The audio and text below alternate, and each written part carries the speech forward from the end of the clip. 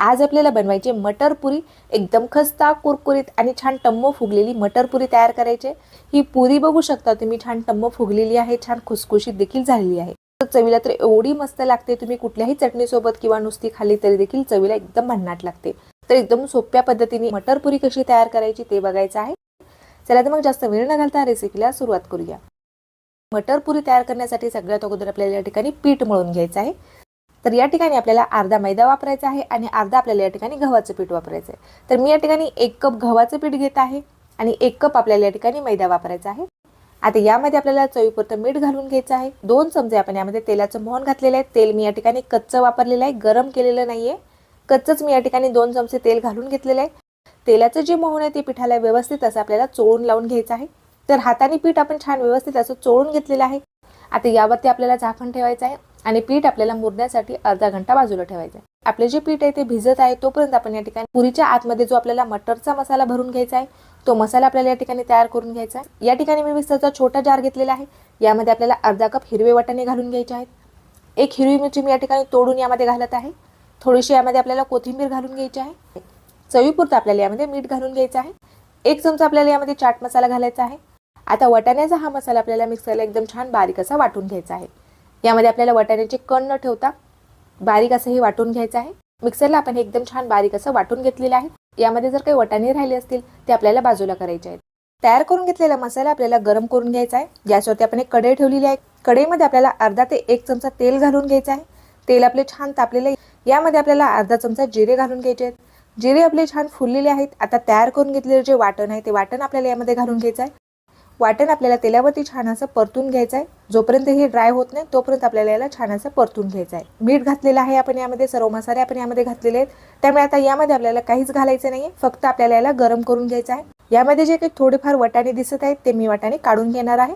हे वाटाणे जर आपण मसाल्यामध्ये असेच ठेवले तर पुरी लाटताना आपली पुरी फाटू शकते, त्यामुळे यामध्ये काही अख्खे वाटाणे असतील ते आपल्याला काढून घ्यायचे आहेत। तर मी हे गरम केल्यानंतर काढून घेतलेले आहेत। एक वाफ आपण काढून घेतलेली आहे। मस्त आपला हा मसाला तयार झालेला आहे। आपले जे पीठ आहे ते देखील आता छान भिजलेलं आहे। पीठ आपल्याला परत एकदा छान मळून घ्यायचं आहे आणि पिठाचे आपल्याला छोट्या छोट्या आकाराचे गोळे तयार करून घ्यायचे आहेत, म्हणजेच पुरी लाटण्यासाठी आपल्याला सोपं जातं। तर अशा पद्धतीने एक गोळा मी या ठिकाणी लाटण्यासाठी घेत आहे। पोळीपाटावरती थोडंसं पीठ घालून घ्यायचं आहे। यावरती आपल्याला एक गोळा ठेवून घ्यायचा आहे आणि आपल्याला हा गोळा लाटून घ्यायचा आहे। तर पूर्ण पुरी न लाटता थोडंसं मी याला लाटून घेतलेलं आहे। वाटाण्याचा जो मसाला आहे तो आपल्याला यामध्ये भरून घ्यायचा आहे आणि आता आपल्याला हे व्यवस्थित असं बंद करून घ्यायचं आहे। आता हे पीठ आपल्याला व्यवस्थित असं बंद करून घ्यायचं आहे। अशा पद्धतीने वरचा जो थोडासा एक्स्ट्राचा भाग आहे तो आपल्याला काढून घ्यायचा आहे। याला थोडासा आपल्याला चपटा आकार द्यायचा आहे आणि थोडंसं पीठ टाकून आपल्याला पुरी लाटून घ्यायची आहे। मीडियम जाडीची आपण ही पुरी लाटून घेतलेली आहे। सर्व बाजूने आपल्याला सेम लाटून घ्यायचे। त्याचे जे काटे आहेत ते देखील आपल्याला छान असे लाटून घ्यायचे आहेत। अजिबात पुरी फुटली नाही पाहिजे, हलक्या हाताने आपल्याला ही पुरी लाटून घ्यायची आहे। तर बघू शकता तुम्ही यामधील जे वाटाण्याचं सारण आहे ते मस्त असं दिसत आहे। थोडेसे मोठ्या आकाराची आपण ही पुरी लाटलेली आहे। आता आपण अशाच पद्धतीने बाकीच्या देखील पुऱ्यात लाटून घेऊया। दुसरा आपण या ठिकाणी पिठाचा एक गोळा घेतलेला आहे, तो देखील आपण थोडासा लाटून घेतलेला आहे। यामध्ये देखील आपण वाटाण्याचा मसाला भरून घेतलेला आहे। आता हा देखील आपल्याला व्यवस्थित असा गोळा बंद करून घ्यायचा आहे आणि पीठ टाकून आपल्याला याची देखील पुरी लाटून घ्यायची आहे। सर्व बाजूने सारख्या आकारामध्ये आपण लाटून घेतलेली आहे। मस्त अशा आपल्या या पुऱ्या तयार झालेल्या आहेत। सर्व पुऱ्या मी या ठिकाणी तयार करून घेतलेल्या आहेत। तुम्ही एकदाच पुऱ्या तयार करून ठेवू शकता किंवा एक एक पुऱ्या करून तुम्ही तळू शकता। आता कमी गॅसवरती तेल आपण छान गरम करून घेतलेलं आहे।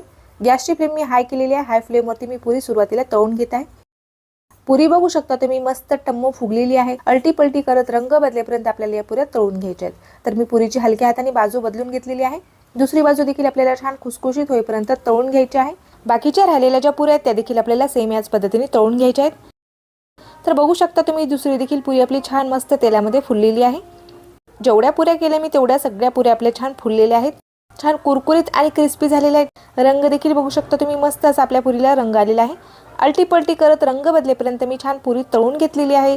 सर्व पुऱ्या मी या ठिकाणी तळून घेतलेल्या आहेत। बघू शकता तुम्ही मस्त अशा आपल्या पुऱ्या तळलेल्या आहेत। तर मस्त पुरीला रंग आलेला आहे। आतील जे सारण आहे ते देखील एकदम चविष्ट झालेलं आहे। पुरीमधील जे सारण आहे ते देखील काटोकाट पसरलेलं आहे। मस्त खमंग चवीचं आपले हे सारण देखील तयार झालेलं आहे। विशेष म्हणजे आपली जी पुरी ती अजिबात तेलकट झालेली नाहीये, अजिबात जराही यामध्ये तेल दिसत नाहीये। आतील सारण तुम्ही बघू शकता मस्त काठोकाठ आपलं सारण पसरलेलं आहे। कुठल्याही चटणी सोबत किंवा आलूच्या भाजी सोबत ही पुरी अप्रतिम चवीची लागते। तर तुम्हाला आजची ही रेसिपी कशी वाटली ते मला कमेंट करून नक्कीच कळवा.